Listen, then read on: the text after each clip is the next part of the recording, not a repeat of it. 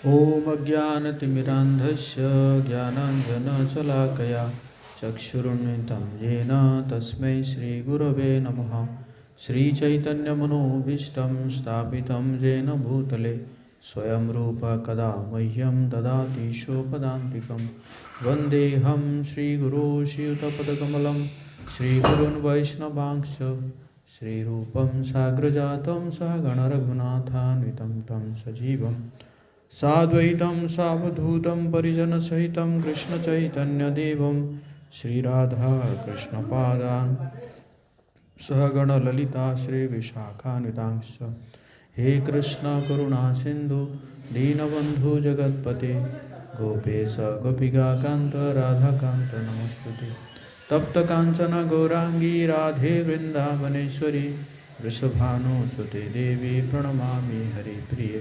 वाञ्छाकल्पतरुभ्यश्च कृपा सिन्धुभ्येव च पतितानां पावनेभ्यो वैष्णवेभ्यो नमो नमः। जय श्री कृष्ण चैतन्य प्रभु नित्यानंद श्री अद्वैत गदाधर श्रीवासादि गौर भक्तवृंद। हरे कृष्णा कृष्णा कृष्णा हरे हरे, हरे राम राम राम हरे। नमो ओं विष्णुपादाय कृष्णपृष्ठाय भूतले श्रीमते भक्तिवेदांत स्वामिनिति नाम्ने। नमस्ते सारस्वती देवी गौरवाणी प्रचारिणे निर्विशेष शून्यवादी पाश्चात्य देशतारिणे। मूकं करोति वाचालं पंगुं लंघयति गिरिं यत्कृपातमहं वन्दे श्रीगुरुदिनतारिणं श्रीचैतन्येश्वरं परमानन्दमाधवं।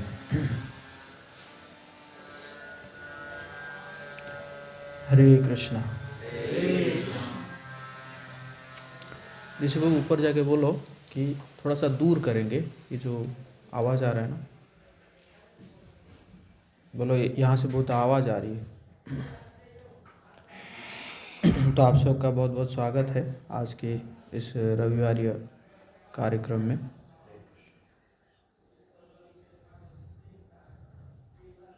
तो आज हम एक टॉपिक पे डिस्कस करेंगे कि एक तो स्पिरिचुअलिटी और जो हमारा जो मटेरियल थिंग है जिसे हम स्टडी कर रहे हैं, ये दोनों के बीच में कैसे हम बैलेंस बनाएंगे। मतलब दोनों भी एक्सट्रीम है। एक तो स्पिरिचुअलिटी में गया तो पूरा स्पिरिचुअलिटी, या मटेरियल एजुकेशन में या उसमें भी पूरा एक्सट्रीम। तो दोनों एक्सट्रीम है, बट उस दोनों में एक्चुअली हमारे लिए क्या क्या करना है, हम कैसे दोनों को बैलेंस करके चलेंगे। तो सबसे पहले मतलब इसको कहेंगे कि एक तो कर्मवाद और एक दैववाद। तो पहले हम कर्मवाद के बारे में चर्चा करेंगे और फिर दैववाद के बारे में चर्चा करेंगे, और फिर में बीच में देखेंगे कि कैसे ये दोनों में से क्या करना चाहिए और कैसा बीच वाला कोई रास्ता है क्या, या सिर्फ कर्मवाद है या सिर्फ दैववाद है ना। तो अगर हम कर्मवाद के बारे में चर्चा करें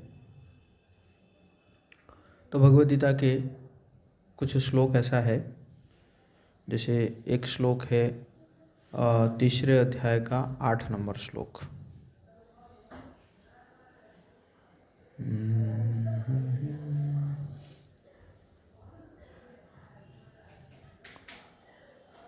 तीसरे अध्याय का 8 नंबर श्लोक में भगवान कह रहे हैं, नियतं कुरु कर्म त्वं कर्म जायो ह्यकर्मणः शरीर यात्रापि च तेन प्रसिद्धयेद कर्मणः। भगवान कह रहे हैं अपना नियत कर्म करो। अर्जुन को कह रहे हैं अपना नियत कर्म करो, क्योंकि कर्म न करने की अपेक्षा कर्म करना श्रेष्ठ है। कर्म के बिना तो ये शरीर भी निर्वाह भी नहीं हो सकता। तो अर्जुन को कह रहे हैं, क्योंकि अर्जुन चाह रहे थे ना, अर्जुन चाह रहे थे क्या है ये सब युद्ध, मैं नहीं करूँगा युद्ध, इससे बढ़िया तो मैं जाता हूँ और जाके क्या करूँगा, भिक्षा करूँगा, नहीं करना है युद्ध। क्यों ये युद्ध करेंगे, हिंसा है, फिर उसमें लोग मरेंगे, उसे फ़ायदा क्या होगा कि राज्य लाभ होगा, राज्य लाभ तो हो जाएगा लेकिन कोई रिश्तेदार ही नहीं रहेंगे, तो राज्य लाभ से क्या फ़ायदा है। तो इसी प्रकार कई प्रकार के वो आर्गुमेंट दे रहे थे अर्जुन। और मैं जाता हूँ, जाके क्या करूँगा, भिक्षा करूँगा। तो भगवान यहाँ पे कह रहे हैं कि अपना नियत कर्म करो, तुम क्षत्रिय हो, अपना नियत कर्म करो। तुम सोचोगे कि जो है कर्म नहीं करूँगा तो फिर तुम शरीर निर्वाह भी नहीं कर पाओगे। क्यों? क्योंकि भगवान जानते हैं कि क्षत्रिय का स्वभाव अलग है। क्षत्रिय अगर वो भिक्षा करते करते भी कहीं पे अगर देखेगा कि अन्याय हो रहा है, वहाँ पे भी लड़ाई करेगा, क्योंकि उसका स्वभाव है। तो इससे बढ़िया कि यहीं पे युद्ध कर लो, वहाँ पे भी युद्ध करोगे, यहाँ पे भी तो बच नहीं सकते, क्योंकि तुम्हारा स्वभाव है ना। तो इसलिए शरीर निर्वाह भी नहीं कर सकते, तो इसलिए तुम्हें कर्म करना चाहिए। फिर जो है भगवान फिर तीसरे अध्याय का 20 नंबर श्लोक में बता रहे हैं,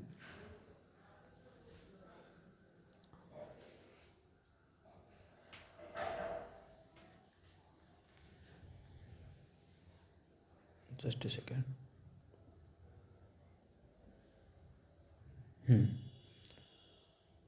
कह रहे हैं कि कर्मणैव ही संसिद्धि, कर्मणैव ही संसिद्धिम आस्थितः जनकादयः लोक संग्रहमेवापि संपश्यन् कर्म कर्तुम अर्हसि। तो इसमें कह रहे हैं कि जनक जैसे राजाओं ने केवल नियत कर्मों को करने से ही सिद्धि प्राप्त की, अतः सामान्य जनों को शिक्षित करने की दृष्टि से तुम्हें कर्म करना चाहिए। एग्जाम्पल भी दे रहे हैं कि जनक देखो, जनक भी राजर्षि थे। राजर्षि मतलब क्या है कि राजा भी है और साथ में ऋषि भी है ना।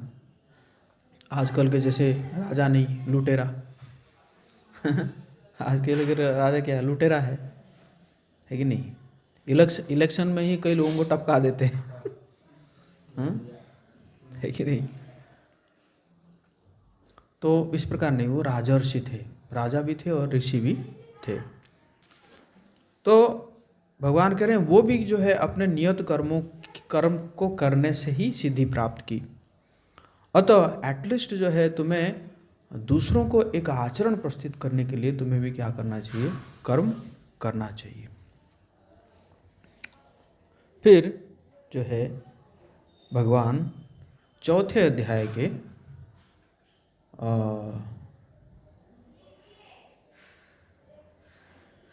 चौथे अध्याय का 21 नंबर श्लोक में बता रहे हैं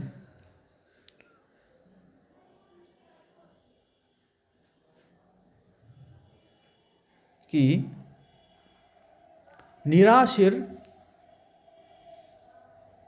निराशीर्यतः आत्मा, निराशीर्यत चितात्मा त्यक्तो सर्व परिग्रह शरीरम केवलम कर्मम कुर्बन नाप्नोति किल्बिषम। तो इसमें कह रहे हैं भगवान कि ऐसा ज्ञानी पुरुष पूर्ण रूप से संयमित मन तथा बुद्धि से कार्य करता है, अपनी संपत्ति के सारे स्वामित्व को त्याग देता है और केवल शरीर निर्वाह के लिए कर्म करता है। इस तरह कार्य करता हुआ वो पाप रूपी फलों से प्रभावित नहीं होता है। तो यहाँ पे भी भगवान क्या कह रहे हैं, जो ज्ञानी पुरुष जो है वो क्या करता है, मन तथा बुद्धि से कार्य करता है, और कार्य तो करता है लेकिन संपत्ति के सारे स्वामित्व को त्याग देता है, संपत्ति के ऊपर कोई स्वामित्व नहीं जताता है। किस लिए कर्म करता है? कि शरीर निर्वाह के लिए कर्म करता है। इस तरह कार्य करता हुआ वो पाप रूपी फलों से जो है प्रभावित नहीं होता है। तो इस प्रकार हमने देखे कि भगवान कैसे 3 श्लोक में बता रहे हैं कि आपको कर्म तो करना चाहिए, बट जो फल के ऊपर जो स्वामित्व नहीं जताना चाहिए। और जो है इसलिए अर्जुन कह रहा था ना कि मैं संन्यास ले लूँगा, है ना। तो भगवान उसको बोल रहे हैं कि इस प्रकार जो है आर्टिफिशियली एक सन्यासी मत बनो, है ना, कृत्रिम रूप से आर्टिफिशियली ऐसे सन्यासी मत बनो। तो बेसिकली भगवत गीता हमें ये सिखाती है कि कैसे हम ऊपर से तो कर्म करते रहेंगे, लेकिन इंटरनली जो है हम डिटैच रहेंगे। समझ रहे ना कि कर्म भी करते होंगे और अंदर से जो है क्या रहेंगे, अनासक्त रहेंगे, उस कर्म के जो फलों से जो है वो अनासक्त रहेंगे, है ना। तो इसी प्रकार जो है हमें करना चाहिए। एक बार एक राजा थे, तो राजा के पहले तो राजा जो है ना, जैसे ही लगभग 50 साल होता था वो क्या ले लेते थे, वानप्रस्थ ले लेते थे अपने बच्चों को कार्यभार देकर। लेकिन वो जो राजा थे, उन राजा के जो रानी है, वो रानी ने पहले ही वानप्रस्थ ले लिया, राजा से पहले ले लिया। फिर राजा का भी समय आया तो राजा ने भी वानप्रस्थ ले लिया, लेके वन में गया। तो जाते जाते उसने, लेकिन उसको लग रहा था कि कुछ अटपटा लग रहा था। तो एक ऋषि से मिले वो। तो मिलने के बाद बोले कि देखिए ना, मैं सब कुछ त्याग करके आया हूँ, फिर भी मुझे ना कुछ अटपटा लग रहा है, कुछ समथिंग इज मिसिंग, मतलब ऐसा लग रहा है। तो उन्होंने पूछा, आप है कौन? अरे आपको नहीं पता मैं कितना बड़ा राजा हूँ, हैं? इतने से इतने तक मेरा जो है राज्य है, इतने सैनिक है, इतने रानियाँ हैं, आपको नहीं पता? तो उन्होंने कहा यही आपका प्रॉब्लम है ना। बोले इट इज़, है ना, it is easy to shave the head but difficult to shave the desire. लेकिन मुंडन कर लेना, बाल को उड़ा लेना, ये तो बहुत इजी है, लेकिन जो इच्छाओं को उड़ाना ये बहुत मुश्किल है। बोला यही आपकी प्रॉब्लम है। तो फिर उन्होंने पूछा, राजा ने पूछा कि आप है कौन? बोले मैं आपकी पत्नी हूँ। तो फिर बोले अब मैं समझ गया, अब मेरे उन इच्छाओं से आसक्ति है, ना मुझे आपसे आसक्ति है। ठीक है, आप जाइए अपने रास्ता, मैं जा रहा हूँ अपने रास्ता, है ना। हाँ, तो इसी प्रकार है जो है शंकराचार्य कहते हैं, न मुंचति आशा पिंडम, जो है व्यक्ति जो है मृत्यु होने तक भी जो है उसका आशा खत्म नहीं होता कि ये हो जाता, वो हो जाता, है ना। तो इसी प्रकार है भगवत गीता हमें आलसी बनाने के लिए नहीं टीचिंग देता है, बल्कि अपने कर्म करते हुए भी अंदर से कैसे हम अनासक्त रहे, इसके जो है इसको वो टीचिंग देता है ना। चैतन्य महाप्रभु जो एक बार रघुनाथ गोस्वामी आए थे, रघुनाथ दास गोस्वामी महाप्रभु के पास आए थे, तो महाप्रभु बोले कि आप जो है मरकट वैरागी मत बनिए। मरकट वैरागी का मतलब है, आप लोगों से कितने लोग बंदर देखे हैं? सब लोग देखे हैं ना। देखो बंदर जो है, देखा जाए तो बंदर एकदम पूरा वैरागी जैसा रहता है ना, कोई कपड़ा नहीं पहनता है ना। और खाना खाता भी क्या है, एकदम फल फूल खाता है, पूरा सात्विक भोजन है। कपड़े वपड़े नहीं पहनता है, कोई घर वर नहीं बनाता है, लेकिन कई बंदरियों से आसक्त रहता है है कि नहीं? तो महाप्रभु इसलिए रघुनाथ दास गोस्वामी कह रहे हैं कि ऐसे मरकट वैरागी मत बनिए, है कि नहीं?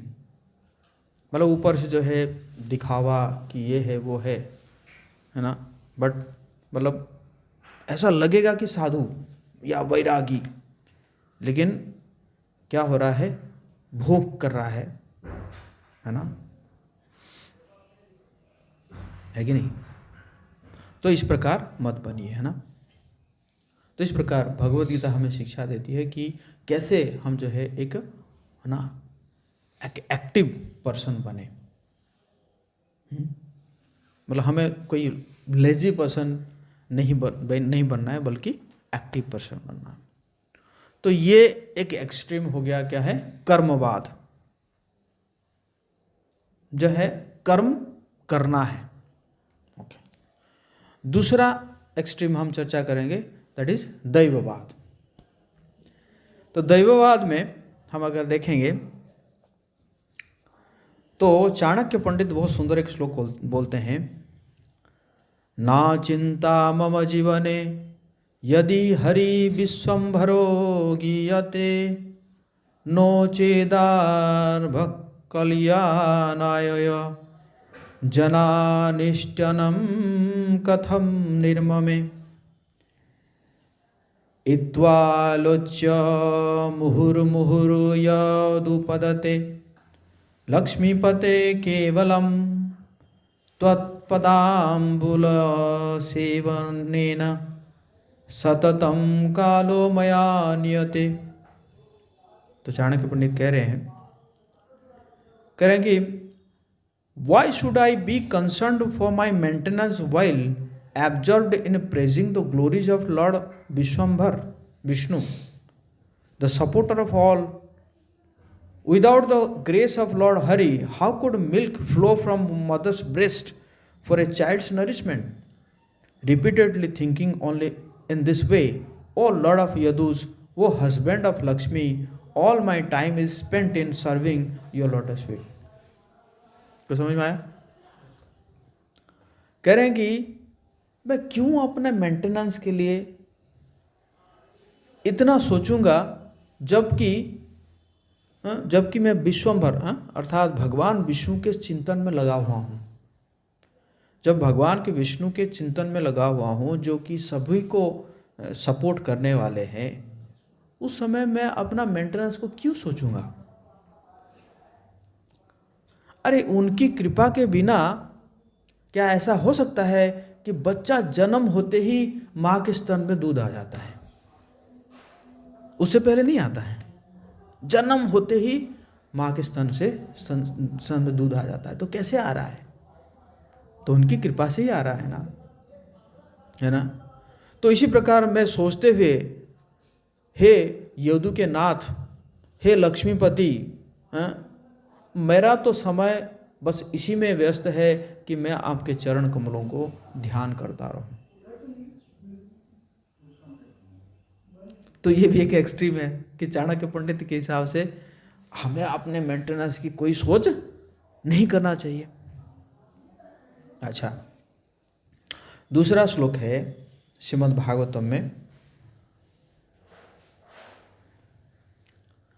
सत्यम छितौ किम कशिपः प्रयासरी बाहौ स्वसिद्धे ह्य उपवर्धनै किम सत्यांजलौ किम पुरुधान पात्रया दिग्बल्कालदौ सती किम दुकुलई।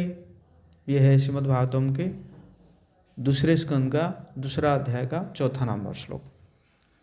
तो उसमें जो है सुखदेव गोस्वामी कह रहे हैं, When there are ample earthly flats to lie on, what is the necessity of cots and beds?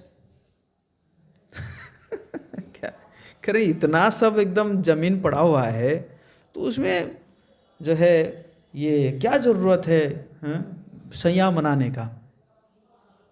When one can use his own arms, what is the necessity of pillow? जब अपना बाहु है तो भी तकिए की क्या जरूरत है कि नहीं। कई बार ऐसा होता ना, कहीं बार पिलो नहीं मिलता, जैसे ट्रेन में जाते हैं या स्टेशन में लेट जाते हैं तो वहाँ पे कहाँ थोड़ा पिलो थोड़ी मिलता है, ऐसे ही करके सो जाते हैं, है ना, अपने आप ही अभ्यास हो जाता है। When one can use the palms of his hands, what is the necessity of varieties of utensils? जब अपने हमारा हाथ है तो फिर यूटेंसिल की क्या जरूरत है। When there is ample covering or the skins of trees, what is the necessity of clothing? जब वृक्ष का छाल है तो कपड़े की क्या जरूरत है, क्या?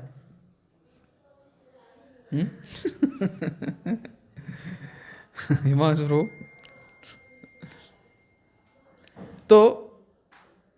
तो बेसिकली ये जो कहा जा रहा है, मतलब इसका मीनिंग ये है कि ये जो मनुष्य जीवन है वो मनुष्य जीवन सिर्फ और सिर्फ कर्म करने के लिए नहीं मिला है ना। मनुष्य जीवन सिर्फ और सिर्फ जो है मतलब अपने इंद्रिय तृप्ति के लिए या अपने परिवार भरण पोषण के लिए ही कर्म करने के लिए नहीं मिला है, बल्कि मनुष्य जीवन जो मिला है वो आत्म साक्षात्कार के लिए मिला है। क्योंकि परिवार का भरण पोषण जो है वो पशु भी कर लेते हैं। अरे हमारे तो मनुष्य तो एक माँ जो है एक बच्चा को पैदा करता है, लेकिन जो कुत्ता है वो एक बार में कितने बच्चों को पैदा कर लेते हैं और उनको भी वो खिलाते रहते हैं, उनको भी मेंटेन करते हैं, है कि नहीं। मतलब कई चीज़ों में देखा जाए पशु भी जो है वो मनुष्य से ज़्यादा कारगर है कि नहीं। आप देखो जो है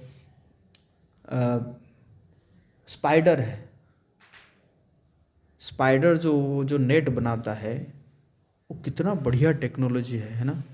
बोले इतना उसका वो रहता है कि है ना, कभी जो है वो गिरेगा नहीं, है कि नहीं, कहीं पे वो रह सकता है ना। कितना बढ़िया वो बना। उसके लिए कोई IIT डिग्री लिया उसने हैं? हाँ तोड़ डालो फिर बना देगा कि नहीं। या जो चिड़िया जो है अपना जो घोंसला बनाते हैं, है कि नहीं, तो कैसे एक एक करके वो लेके आके पूरा एकदम बढ़िया बिल्डिंग अपना बना लेते हैं, है ना। और ऐसे कई सारे जीव हैं वो अपना सुरक्षा के लिए बहुत बढ़िया बना लेते हैं, बहुत बढ़िया वाला, ऐसा लगेगा कि जैसे पढ़ा लिखा हो। तो देखा जाए तो पशु भी तो ऐसे ही करता है ना, है कि नहीं। तो इसी प्रकार तो कहने का मतलब है कि मनुष्य जीवन जो है वो सिर्फ इसीलिए नहीं मिला है, बल्कि मनुष्य जीवन जो है किस लिए मिला है कि आत्म साक्षात्कार के लिए मिला है ना। श्रीमद् भागवतम में एक श्लोक है, गुरु न सस्यात् स्वजनो न सस्यात् पिता न सस्यात् जननी न सस्यात् दैवं न तत्स्यान् न पतिश्च सस्यान् न मोचयत् यः समुपेत मृत्युम। श्रीमद् भागवतम 5वां स्कंद 5वां अध्याय 18 नंबर श्लोक। तो क्या कह रहे हैं, one who cannot deliver his dependents from the path of repeated birth and death should never become a spiritual master, a father, a husband, a mother और ए वर्शिपेबल डेमीगॉड। कह रहे कि जो उनके ऊपर जो भी निर्भरशील है, जो डिपेंडेंट है उनके ऊपर, उनको अगर इस संसार के जन्म मृत्यु से के चक्कर से मुक्त नहीं करा पाया अगर कोई व्यक्ति, तो उसको ना गुरु बनना चाहिए, ना उसको पिता बनना चाहिए, ना उसको माता बनना चाहिए, ना उसको पति बनना चाहिए, ना उसको कोई देवता बनना चाहिए। बोले ये क्वालिफिकेशन है कोई पिता, कोई गुरु, कोई पति, कोई माता या कोई देवता का। लेकिन लोग क्या सोचते हैं? लोग सोचते हैं कि अरे बस क्या करना है, अपने बच्चे को पढ़ा लिखा करके नौकरी करा देना, शादी कर देना, बस यही असली जीवन का लक्ष्य है, मतलब यही असली जिम्मेदारी है। सही कह रहा हूँ, गलत कह रहा हूँ? लोग यही सोचते हैं ना। लेकिन यहाँ पे श्लोक में क्या बताया गया है, अगर वो अपने डिपेंडेंट को, ये जन्म मृत्यु के जो साइकिल चल रहा है, पुनरपि जननम पुनरपि मरणम पुनरपि जननी जठरे शयनम, शंकराचार्य कह रहे हैं, तो इससे अगर वो मुक्त नहीं करा पाता है तो उसको नहीं बनना चाहिए सब। हाँ, उसको यही नहीं बनना चाहिए, है कि नहीं? तो और दूसरा एंगल भी ये है कि सबको जो है ना एक एक कैपेसिटी दिया गया है। सबको क्या है? एक एक कैपेसिटी दिया गया। जैसे आप इतने अभी जितने लोग हैं, मैं कोई भी अभी एक टेस्ट करूँगा, मैं ये एक्सपेक्ट नहीं करूँगा, अगर 20 मार्क का टेस्ट करूँगा तो मैं ये एक्सपेक्ट नहीं करूँगा कि आप सब 20 रखोगे या आप सब 18 रखोगे, है कि नहीं? कोई 18 रखेगा, कोई 15 रखेगा, कोई 10 रखेगा, कोई 5 रखेगा। कि सबका क्या है? एक एक कैपेसिटी है। बट हम चाहेंगे कि नहीं, उस कैपेसिटी से हम अलग होकर कुछ करेंगे, तो ऐसा नहीं हो सकता, है कि नहीं? फॉर एग्जाम्पल जो है, आपको जो है एक गाड़ी दिया गया, है कि नहीं? उस गाड़ी का एक है कि हाँ भाई 100 किलोमीटर पर आवर तुम चला सकते हो, और आप क्या करोगे, 150 या उससे ज़्यादा स्पीड में चलाओगे तो क्या होगा? एक्सीडेंट हो जाएगा, या वो उसका इंजन सीज हो जाएगा, है कि नहीं? तो सबका जो है वो क्या है? एक कैपेसिटी है ना। कई बार ऐसा देखा जाता है कि लोग बहुत हट्टे कट्टे होते हैं, बहुत हट्टे कट्टे होते हैं, लेकिन क्या है, उनका वो इमोशनली वीक होते हैं। उनको डांट दोगे ना, वो रो पड़ेंगे, है कि नहीं? लेकिन कई बार देखोगे कि एक व्यक्ति बहुत पतला धुबला है, लेकिन वो क्या होता है? बहुत स्ट्रांग रहता है, भड़का देगा वो, है ना? तो इसी प्रकार है ना? और आप देखेंगे कि बहुत सारे लोग जो है बहुत मेहनत करते हैं, बहुत मेहनत करते हैं, ताकि क्या है ना, एक्स्ट्रा। अब मैं एक बार जो है एक व्यक्ति से मिला था, मतलब उस समय मैं भी गया था इंटरव्यू देने के लिए दिल्ली में, तो वो सॉफ्टवेयर इंजीनियर के लिए था वो, तो मैं भी गया था और वो भी आया था। मैं तो उस समय नया था, पर जस्ट मेरा ज़्यादा एक्सपीरियंस नहीं था। तो उसको पूछा मैंने कहा आपका, तो बोला कि मेरा इतने साल का एक्सपीरियंस है। मैंने कहा इतने साल का एक्सपीरियंस है, ये तो इतना वो नहीं, ये तो बस कम एक्सपीरियंस वालों के लिए है, आप कैसे? मैं क्या करूं, अभी तो जावा में काम कर रहा था, लेकिन वो क्या हुआ कि बैंगलोर में काम कर रहा था और वो हो गया, मतलब रिसेशन चला ना, तो उसमें मुझे निकाल दिया गया, कंपनी ने मुझे निकाल दी। तो मैंने कहा कि आप और कहीं पे ट्राई करते, अच्छी जगह में? नहीं, घर लिया हूँ मैं, 35 लाख का घर लिया हूँ, तो उसका EMI अब जो है दे नहीं पा रहा हूँ, अभी घर वाले मेरा EMI भर रहे हैं, तो इसलिए जो भी मिल जाए है कि नहीं? तो कहने का मतलब है कि इसी प्रकार बहुत जगह में है, मतलब लोग इतना सब चीज़ ले लेते हैं ना, और सोसाइटी को दिखाने के लिए, अपना स्टेटस मेंटेन करने के लिए, और उसको मेंटेन करने के लिए उनको कितना बहुत मेहनत करना पड़ता है, दिन रात मेहनत करना पड़ता है। कई लोग जो है सुबह से निकल जाएंगे और रात को 10-11 बजे तक आते हैं। अपने घर में भी ऑफिस बना लेते हैं, एक हाथ में खाते रहेंगे और दूसरे हाथ में लैपटॉप में टक टक टक टक करते रहेंगे, है ना? तो इससे होगा क्या? इससे होता है ये है कि बाद में जाके फिर वो उनको मेडिसिन में, डॉक्टर के पास या और किसी जगह में उनको क्या करना पड़ेगा, वही जो पैसा कमाए होंगे ना, वही पैसा वहाँ पे खर्चा करेंगे।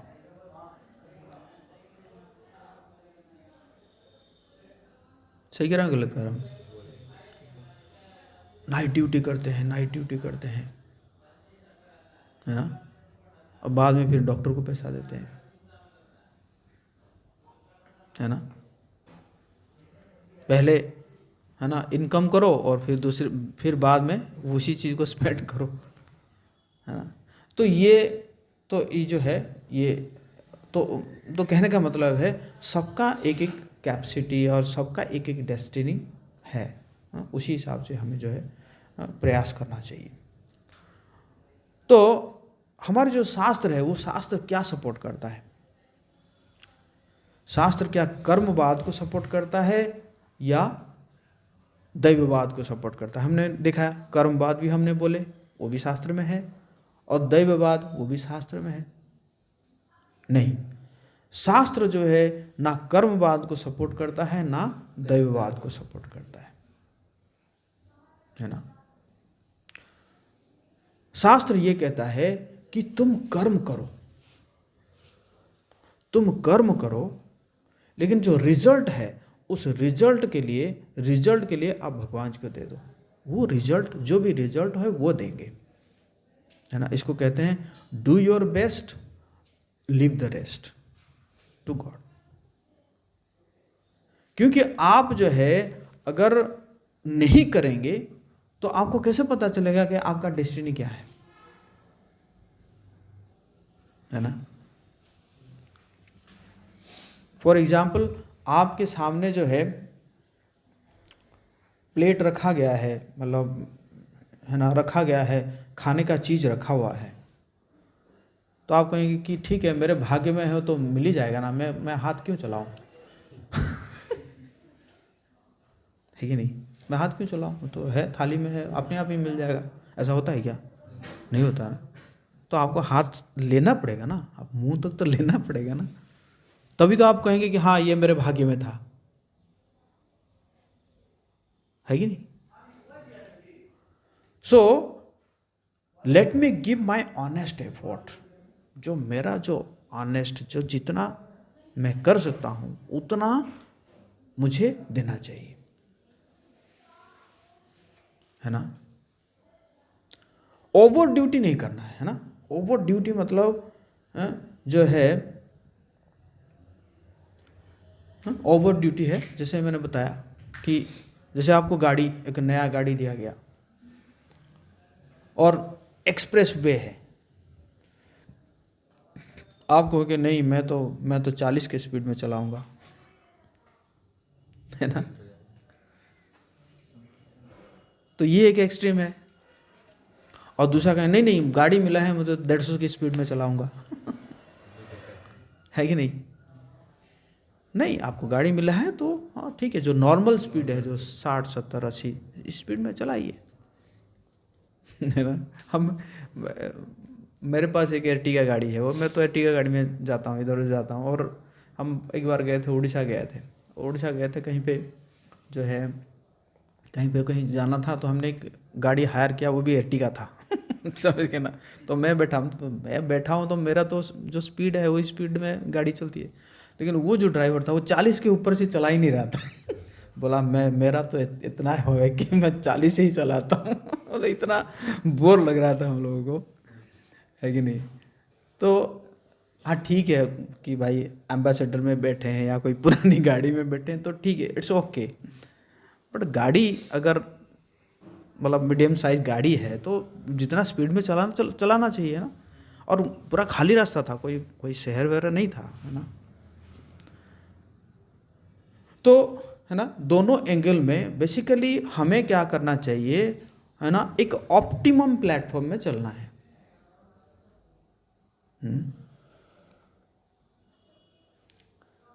और वो ऑप्टिमम क्या है कि कम से कम हमें रोज 8-9 घंटा मेहनत करना चाहिए। 8-9 घंटा मेहनत करना चाहिए हमारा, ताकि हमारा बॉडी और सोल को हम साथ में लेकर चल सकें।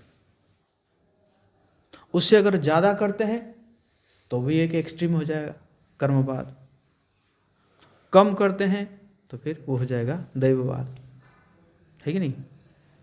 तो अपने शरीर और अपने और बाकी समय जो मिला तो उसमें जो है भगवान का नाम ले सकते हैं, शास्त्र अध्ययन कर सकते हैं, है ना, भक्तों का संग ले सकते हैं, भक्तों से बात कर सकते हैं, है कि नहीं।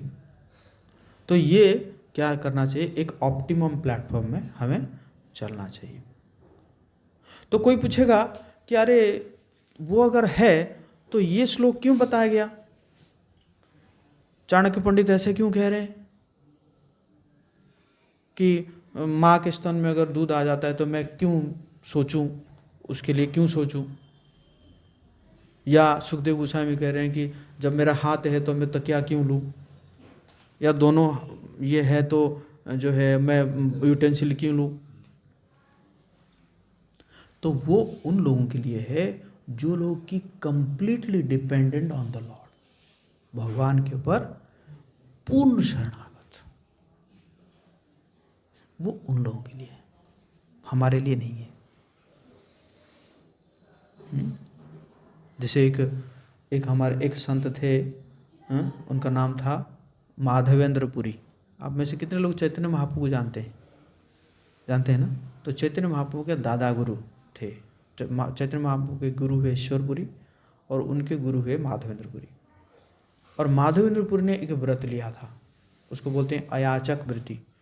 किसी से मांगू ना, मैं किसी से मांगूंगा ना कोई काम करूंगा, कुछ मिलेगा तो खाऊंगा नहीं तो उपवास रहूंगा। इस प्रकार उन्होंने व्रत लिया था। इसको कहते हैं क्या कि भगवान के ऊपर पूर्ण शरणागत।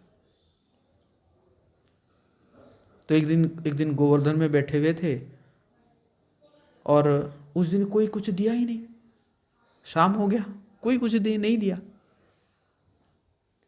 तो फिर भगवान खुद आ गए भगवान खुद जो है मट्ठा लेकर आए, तो उनको दिए। तो बोले, तो भगवान बोल रहे हैं, अरे बाबा कुछ मांग क्यों नहीं लेते हो, हमारे गांव में कोई भूखा नहीं रहता है, तो भूखे रहते हो, कोई मांग क्यों नहीं लेते हो। बाद में आपको कैसे पता चला मैं भूखा हूँ। नहीं नहीं, वो कुछ यहाँ पे सब मेरे माता लोग आए थे तो वही जाके बोले कि बाबा वहाँ पे भूखा है दे दो और भगवान दिए और चले गए।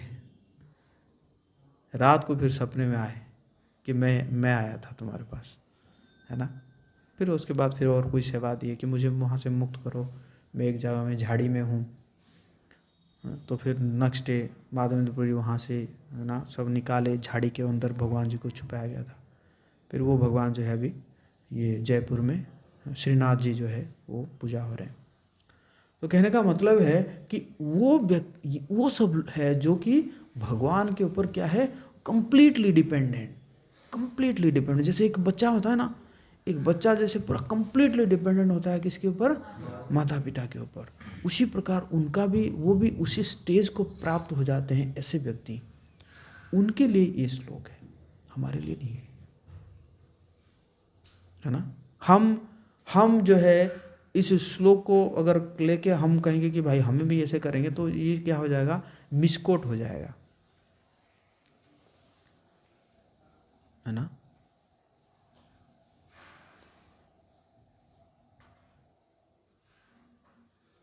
कई बार जो है एक स्टोरी को बहुत मिसकोट किया जाता है उस स्टोरी में ये बताया जाता है कि आप लोग सुने होंगे कि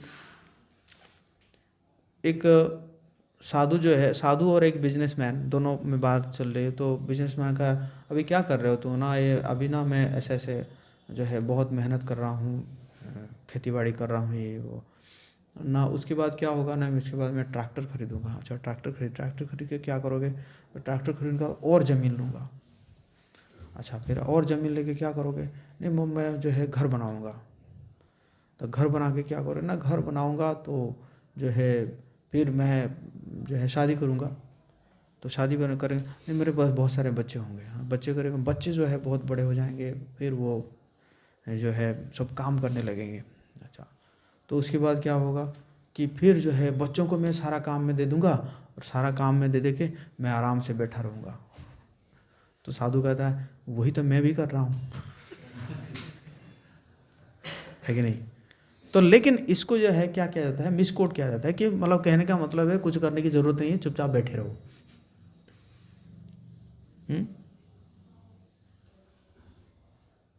तो इस प्रकार नहीं है ना, इस प्रकार नहीं है ना।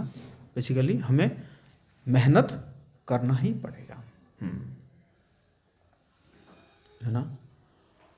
और ये स्टोरी उन लोगों के लिए हो सकता है कि जो साधु वो क्या करता है कि सबका हित चाहता है ना। हमारे जैसे श्रील प्रभुपाद जी है, श्रील प्रभुपाद जी जो है सबके हित चाहते थे। इसलिए उन्होंने हमेशा चिंता में रहते थे कि कैसे ये जगत का कल्याण होगा, सबका कैसे कल्याण होगा, है कि नहीं। तो इसी प्रकार श्रील प्रभुपाद जी भी लगे रहे हमेशा भगवान को चिंतन करते हुए, है कि नहीं। तो इसी प्रकार जो है भगवान को स्मरण करते हुए जो इस प्रकार के साधु जो है वो क्या करते हैं कि वो एक बड़ा परिवार, है ना, भगवान जी का परिवार सृष्टि करते हैं। प्रभुपाद जी कहते थे कि मैंने एक ऐसा परिवार बनाया हूँ जिसमें पूरे संसार के लोग भी आके रह सकते हैं, है कि नहीं, है ना।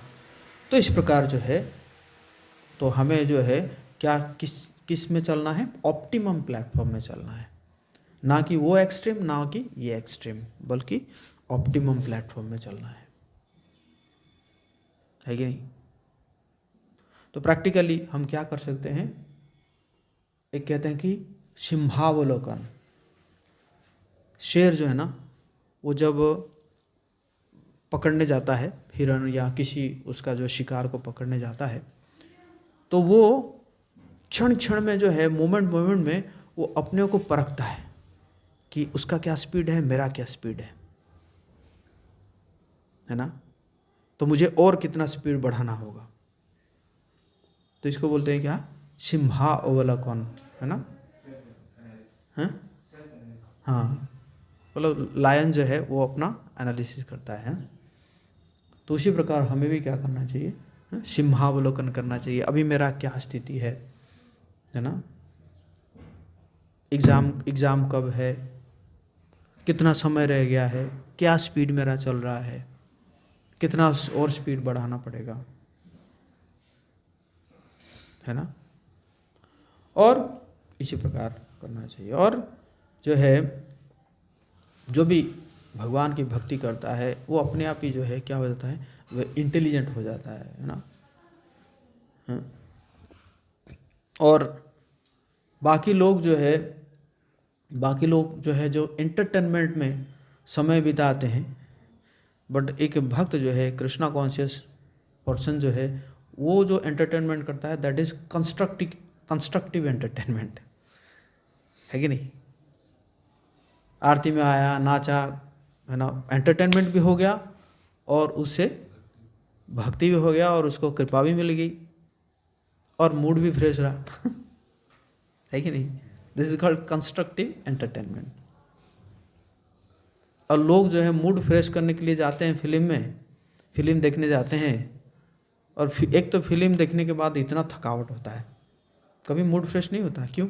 क्योंकि वो जो उसका जो रे होता है ना, वो इतना पावरफुल रे होता है सिनेमा का, है ना, तो वो थकावट ले आता है आपको। कभी आपने देखा है कि मूवी देखने के बाद बहुत मूड फ्रेश हो गया, एकदम 8-10 घंटा बैठ के पढ़ रहे हैं? ऐसे नहीं होता है ना। उल्टा और जो है इच्छाएं भर जाती है अंदर।